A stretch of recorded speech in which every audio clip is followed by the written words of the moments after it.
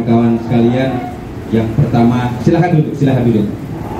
Bapak Ibu dan kawan-kawan sekalian, pertama yang kami harus ucapkan terima kasih kepada Bapak Ibu sekalian yang sudah hadir. 2 hari yang lalu saya ketemu dengan Mas Anto dan Bu Esti. Rasa-rasan kalau kebetulan saya sebagai Komisi 6 mendapatkan fasilitas dari Kementerian BUMN itu menyelenggarakan pelatihan untuk meracik kopi sebanyak 5 kali, membuat pelatihan mengelola rumah makan sebanyak 5 kali, kemudian mengelola dana bergulir sebanyak 5 kali. Jadi memang khusus untuk anggota DPR RI, khususnya Komisi 6, programnya ini memang sangat berlimpah. Kok tiba-tiba seperti energi gitu atau menghilang. Nah, setelah ditelusuri, kambing ini makan buah ceri kopi. Negara Indonesia itu termasuk 3 besar penghasil kopi. Kemudian untuk konsumsi itu kita 5 besar di dunia. Jadi prospek bisnis kopi ini memang cukup menjanjikan. Baik membuka mungkin kedai kopi kecil-kecil atau tadi membuat brand sendiri. Kalau ini namanya digital scale atau timbangan digital. Biasanya untuk kopi ada sama timernya Bapak Ibu, karena kita menyeduh kopi itu nggak boleh terlalu cepat, nggak boleh terlalu lama. Digital scale Pak. Ya, biasanya kalau kopi ada timernya. Jadi kalau mau memang Bapak Ibu merasakan kopi yang pas, ya saya bukan bilang enak ya, pas itu ya harus ada scale-nya itu. Karena tadi kalau kopi turunnya netesnya kelamaan pahit, tapi kalau netesnya kecepatan encer. Iya, tapi untuk kopinya kami belum bisa Pak. Jadinya makanya kenapa saya senang sekali bisa ikut di sini. Yang bisa kami buat itu hanya coffee milk ya.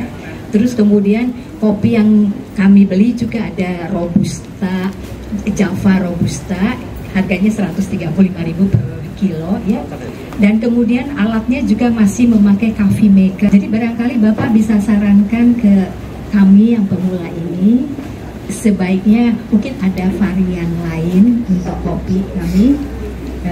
Kopi latte, misalnya kopi latte juga saya belum tahu caranya. Terus kemudian juga barangkali ada alat-alat lain yang tidak terlalu mahal tapi juga bisa digunakan.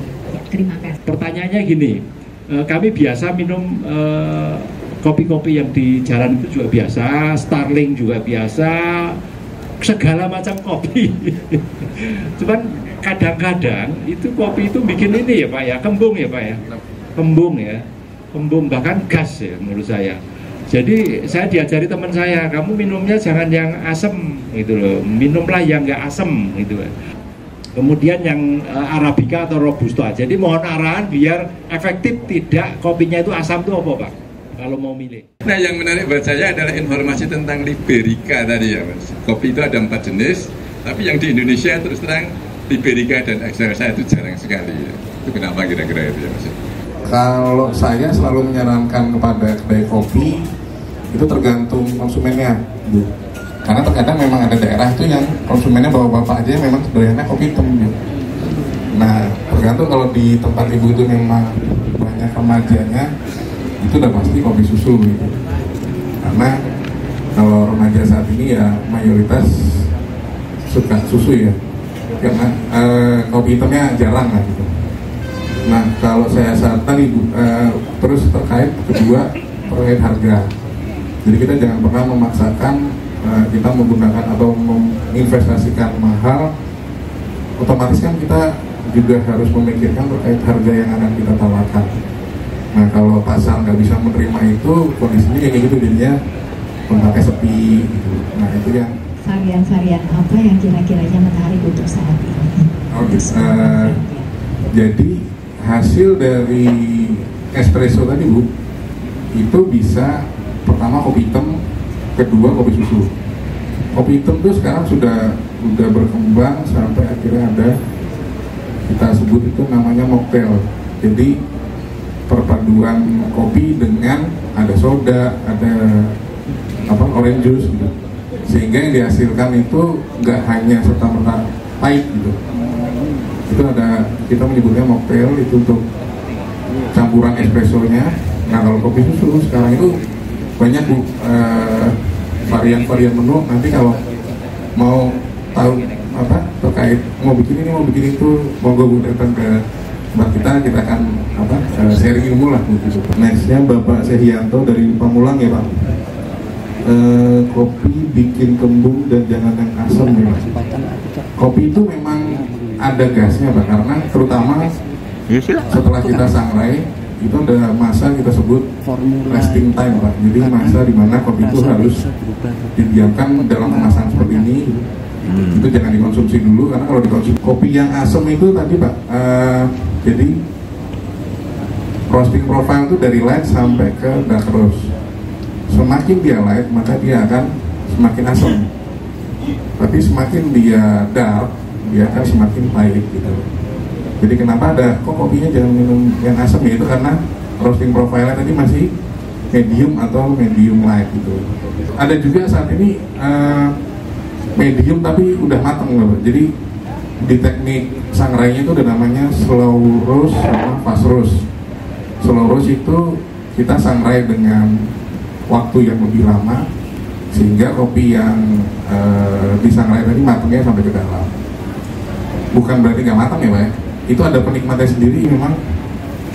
Pertama itu yang tadi saya sempat cerita terkait juri internasional yang ada Q grader dan R grader, itu biasanya kita membuatnya itu merostingnya atau mensangrainya medium Pak.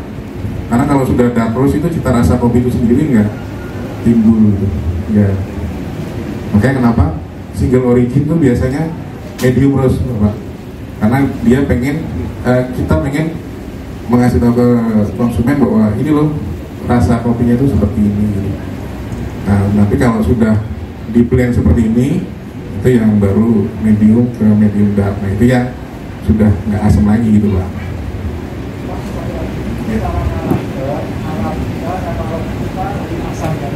Arabica Pak. Robusta itu lebih tonjol bodinya.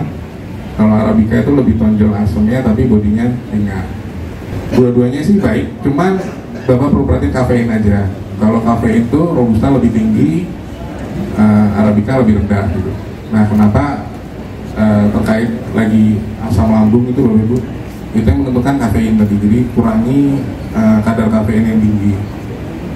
Terakhir Bapak Topo ya Pak, kopi Liberica tuh ada Pak di Indonesia, terutama di Kalimantan Pak. Dia tumbuh di dataran rendah memang, dan rasa kopinya itu memang mungkin agak unik ya Pak. Jadi memang orang belum terlalu bisa menerima gitu Pak. Yang saya tanyakan kopi Lampung, karena saya asalnya dari Lampung. Kopi Lampung itu terkenal bukan karena enak kayaknya sih, tapi karena banyak. Karena banyak di mana-mana banyak kopi Lampung. Bagi mungkin Bapak sebagai pegiat kopi, apa sih sebenarnya yang menjadi kendala kopi Lampung itu tidak diminati oleh